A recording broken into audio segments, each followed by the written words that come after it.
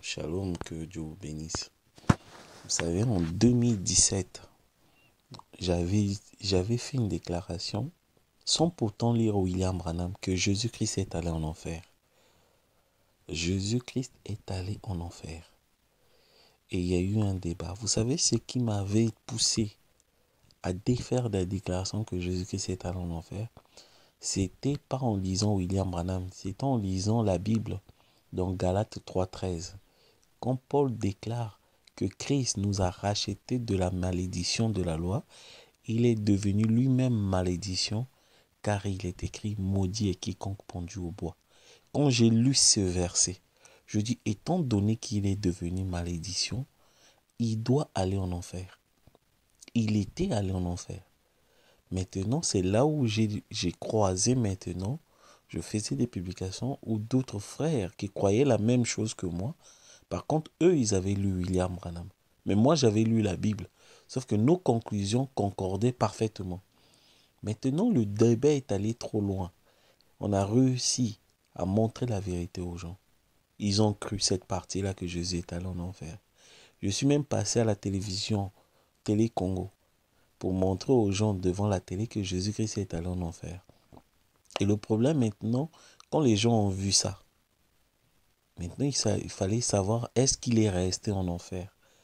Nous, on a dit que oui, il est resté en enfer. Pourquoi?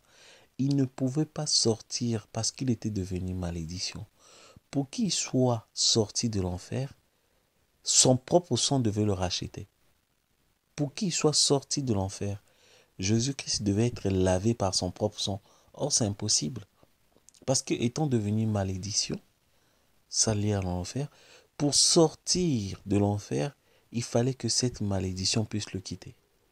Or, la malédiction puisse le quitter, c'est que le sang de Jésus-Christ qui pouvait le faire, donc son propre sang. Or, Christ ne pouvait pas se sauver lui-même. Parce qu'il n'était pas né comme nous. Son propre sang ne pouvait pas le racheter dans l'enfer. Jésus-Christ est resté en enfer. Et Jésus-Christ a été torturé en enfer. Vous savez ça? Bien torturé par le diable, étant devenu malédiction. Le diable ne fait jamais de cadeau. Ne faites jamais confiance à cet homme-là. Il peut vous donner des choses, mais quand il va vous attraper, il va vous faire des choses pas possibles. Je vais vous montrer que Jésus-Christ a été torturé en enfer. Nous allons prendre William Branham, Mon Rédempteur est vivant, du 10/4/1955, paragraphe 137. Je vais lire ça en deux parties. Montrer que Jésus-Christ est allé en enfer, il fut torturé. Après la deuxième partie, c'est la résurrection quand il est sorti. Est-ce que c'était lui? Mon Rédempteur est vivant, du 10 avril 1955, paragraphe 135. Il est écrit: parce qu'il avait fait cela, son âme fut jetée en enfer.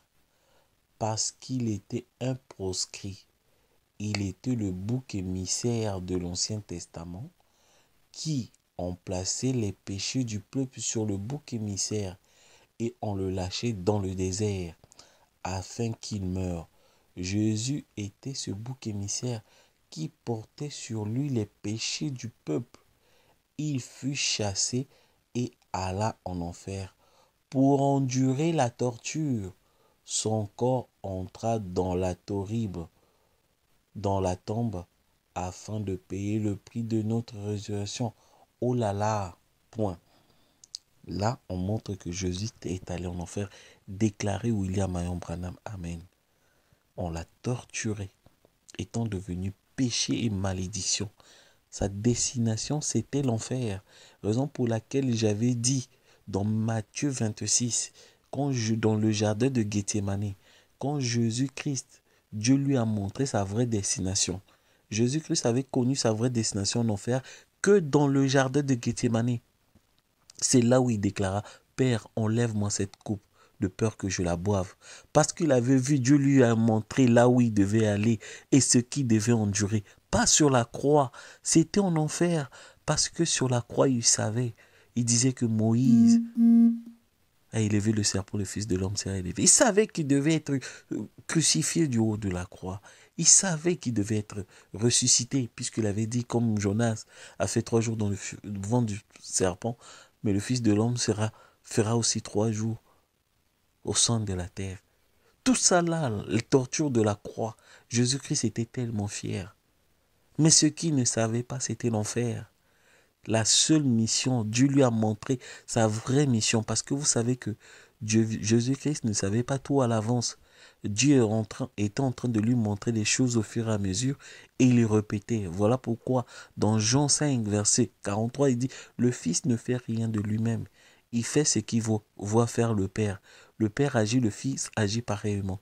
Donc tout ce que Jésus-Christ disait, Dieu parlait d'abord avant et Jésus-Christ s'est répété. Avant même de faire un miracle, Dieu lui montrait et lui faisait pareil. Raison pour laquelle dans Jean 4, quand on l'avait invité dans la fête, là où il avait transformé l'eau en vin, il avait dit je n'y vais pas parce qu'il attendait la vision de Dieu. Quand Dieu lui a montré la vision, vas-y tu vas transformer l'eau en vin, c'est en ce moment-là Jésus-Christ était parti. Vous savez que Jésus-Christ ne savait pas tout à l'avance. Dieu est en train de lui montrer les choses au fur et à mesure. En ce qui concerne sa vraie mission, là où il savait sa destination finale, c'était dans le jardin de Gethsemane. Il a prié le Père 3 fois. Les sueurs se sont transformées en sang. Il a prié le Père 3 fois pour qu'on lui enlève cette coupe. La coupe là, j'avais déclaré depuis 2017. Je dis c'était l'enfer. J'avais pas encore lu William Branham. Mon Dieu est témoin. Il sait que ce que je dis est vrai. Je dis le mystère de Jésus-Christ, c'est le mystère le plus grand de toute l'humanité. Dieu a caché ça, y compris la forme de Jésus-Christ, comment il était physiquement. Il a tout caché. À l'époque, il y avait quand même des écrivains qui ont vu Jésus-Christ. Ils ont dû décrire, mais Dieu a caché tous ces récits pour que les gens ne puissent pas savoir comment était cet homme, qui était cet homme. Parce que c'était des mystères qui devaient être révélés qu'au temps de la fin par Élie de Malachie 4. Jésus-Christ a su sa destination que dans le jardin de Gethsemane. Il a demandé au Père de lui enlever cette coupe. Après, il dit que ta volonté soit faite. Ce n'était pas un monologue puisque Dieu l'avait répondu. Il dit tu dois aller, c'est là où ta mission. Il dit que ta volonté soit faite. La volonté de Dieu, c'était que Jésus-Christ puisse aller en enfer, pour aller à l'enfer à la place d'Adam. Parce qu'il avait dit à Adam, le jour où tu mangeras, ce jour-là tu mourras. Mais Adam, la mort là, c'est la séparation éternelle, l'enfer. Mais Adam n'est jamais mort parce qu'il était fils de Dieu. Donc il fallait quelqu'un. On a pris un substitut, l'agneau. On a tué l'agneau, synonyme de l'enfer, à la place d'Adam. Mais sauf que l'agneau n'a pas d'âme. Il fallait un être humain, comme Adam, pour prendre la place de l'agneau. Et donc Jésus-Christ est parti en enfer parce que c'était les paroles, la volonté de Dieu. Dieu avait dit, parce que la parole de Dieu c'est sa volonté. Il avait dit à Adam, le jour où tu mangeras, le jour où tu mourras. La mort là c'est pas dormir, c'est la séparation éternelle. Jésus-Christ est mort sur la croix, ça veut dire l'enfer. Il devait mourir pour aller en enfer à la place d'Adam. Tout ça là on l'a dit en 2017. Maintenant le problème, c'est la résurrection. Écoutez William Branham, toujours dans mon Rédempteur est vivant de 10 avril 1955. C'est là où maintenant il y a la division, là où la séparation entre les sémences de Dieu et les sémences du diable. Paragraphe 138. Mon Rédempteur est vivant du 10 avril 1955. Puis, en ce matin de Pâques, lorsqu'il est revenu de la tombe, là où les liens de la mort et l'enfer ne pouvaient pas le retenir, il ressuscita le matin de Pâques. Non seulement lui-même ressuscita, mais Job, Jacob, Abraham, Isaac ressuscitèrent aussi avec lui. Aussi, tous les autres ressuscitèrent dans Matthieu 27 et ils apparurent à beaucoup, partout dans les rues. Ce fut là le sceau de leur témoignage, parce qu'ils avaient en eux quelque chose qui disait, je sais que mon Rédempteur est vivant, à chaque homme, eh bien, lui savait. Maintenant, on est allé maintenant dans la profondeur. Est-ce que l'homme qui est sorti, qui est ressuscité, qui est apparu aux apôtres à la résurrection, c'était le même homme qui était mort à la croix? Nous, on a dit non. Les gens disent, mais non, mais William Branham, mais c'est là où, maintenant, le mystère, pour comprendre ça, il faut lire l'ensevelissement, le paragraphe 79 jusqu'à 87. Quand Jésus-Christ est mort, Dieu était obligé d'emmener son âme en enfer. Voilà. Jésus-Christ était devenu le chantre de l'enfer en ce moment-là. C'était la seule façon pour aller délivrer les Abraham. Parce que la personne qui est allée délivrer les Abraham, c'est lui qui est sorti avec les Abraham à la résurrection. Sauf que dans l'ensevelissement, William Marion Branham, il dit, Abraham l'a reconnu quand il est venu le visiter sur le chemin de Mamre. Job l'a reconnu. Oh, sauf qu'en ce moment-là, Jésus-Christ de Galilée n'était pas là. Quel est l'homme que Job a reconnu au paradis, que Abraham a reconnu au paradis, qui est sorti avec lui? C'était Dieu lui-même. Mais la Bible l'appelle Jésus. Pourquoi? Parce que le Père aussi s'appelait Jésus. Jésus dit dans Jean 5, je suis venu au nom de mon Père. Ça veut dire que le Père qui s'appelait Jésus et le Fils de l'homme de Galilée aussi s'appelait Jésus. Or, l'homme qui est mort, qui est allé en enfer, c'est Jésus, l'homme de Galilée. C'est lui que le diable a torturé, l'enfant de Marie. Mais celui qui est sorti, c'est Jésus le Père. C'est lui qui est allé délivrer les Abraham. Ce n'est pas l'homme de Galilée. C'est là où on a expliqué aux gens, regardez le mystère de la sémence du serpent. Que l'homme qui est apparu, il avait changé de forme. Sauf que, puisque les apôtres ne l'ont pas reconnu, si c'était l'homme de Galilée, on devait le reconnaître. La Bible dit, il changea de forme. Quand tu ressuscites, tu restes la même personne. Lazare a fait 4 jours quand il est ressuscité. Il n'a jamais changé. Il était resté Lazare.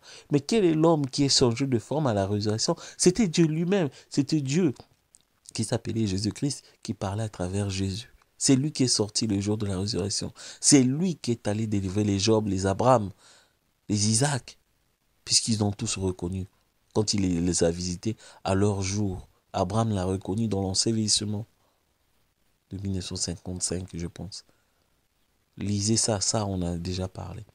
Pour dire que la sémence du serpent, Jésus-Christ est allé en enfer.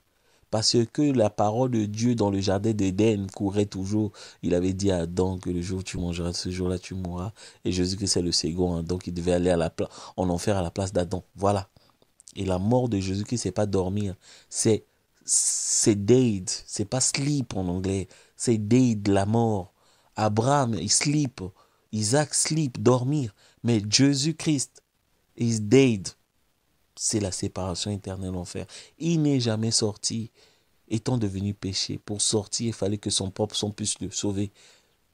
Il ne pouvait pas se sauver lui-même. Comme le brigand de la croix, il dit, mais sauve-toi toi-même, toi qui as sauvé les gens. L'homme qui sauve les gens ne peut pas se sauver lui-même. L'homme de Galilée. Voilà. Et je voulais parler aussi de la fausse lumière. La fausse lumière, c'est Dieu lui-même. Ça, je vais faire une autre audio pour parler un peu de ça. La sémence du serpent, c'est tout ce que nous avons cru. La Bible confirme que Jésus-Christ, c'est lui le maître de l'enfer. C'est lui la bête que le diable devait s'incarner. Il devait le placer sur le trône. Parce que le diable l'avait promis dans Matthieu 4. Le jour où tu vas m'adorer, c'est-à-dire que le jour où tu seras le mien, péché comme moi, regardez ce que je vais te donner. Voilà. Péché, c'est-à-dire que l'incrédulité. Ne pas croire, refuser. Mais le diable, au final, quand Jésus était devenu péché, il avait donné ce que il avait promis dans Matthieu 4. Je te donnerai tous les royaumes. C'est le royaume diabolique de l'enfer, le royaume politique et le royaume ecclésiastique. Les églises, c'est lui qui a la tête, la bête. Voilà le pape. Que la gloire, l'honneur revienne à William Branham. Amen.